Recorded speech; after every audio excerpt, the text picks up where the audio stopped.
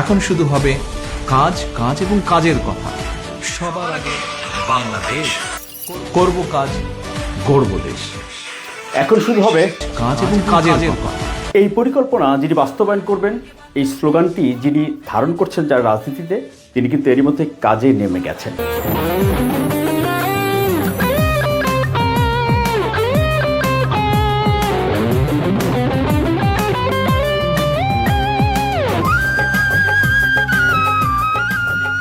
আপনারা কি করছেন? আপনারা বলতে হচ্ছে এই যে যিনি কাজ আর কাজের মধ্যে আছেন, কাজ শুরু করে দিয়েছেন, তার যত নেতা কর্মী সমর্থকরা তারা আসলে কাজ শুরু করেছেন।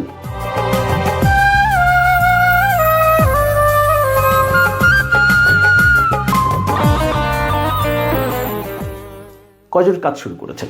কয়জন তারা এখন বলেছিলেন যে নেতৃবৃন্দ এইভাবে সভা সমাবেশ করে কিন্তু কাজ হবে না, মানুষের ঘরে ঘরে যেতে হবে, 2-3 করে টিম করে করে মানুষের ঘরে ঘরে যেতে হবে। কয়জন গিয়েছেন? ও, এই কথা কয়জন শুনেছেন তারা কেমন এই বক্তব্য, সেটা তো আগে প্রশ্ন করতে হবে। প্রিয় সহকর্মীবৃন্দ, এইরকম মিটিং করে করে জনগণের কাছে গেলে চলবে না। আপনাদের প্রত্যেককে 2-3 জনের ছোট ছোট টিম করে জনগণের ঘরে দুয়ারে যেতে হবে, ঘরে ঘরে জনগণের কাছে যেতে হবে, জনগণের কাছে পৌঁছে দিতে হবে যে আমরা বাংলাদেশ জাতীয়তাবাদী দল, জনগণ সমর্থন করলে আমরা কিভাবে দেশকে পুনর্গঠন করব। বিএনপির নেতা কর্মীরা যারা দায়িত্বশীল আছেন, আপনারা কয়জন কয় বাড়িতে গিয়েছেন?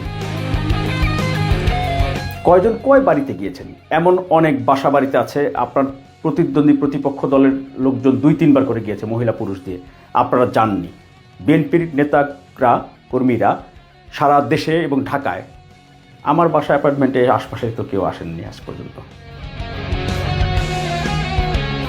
করতে হবে, কাজটি করতে হবে, এর কোনো বিকল্প নেই। আদারওয়াইজ এই দেশ এবং জাতি ধ্বংস হয়ে যাবে।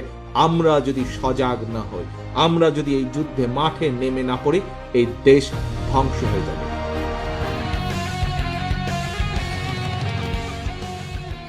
টেলিভিশনগুলো আপনাদেরকে এই যে অভূতপূর্ব যে জোয়ার এটি দেখিয়েছে তাদের স্বার্থে, আপনাদের স্বার্থে না।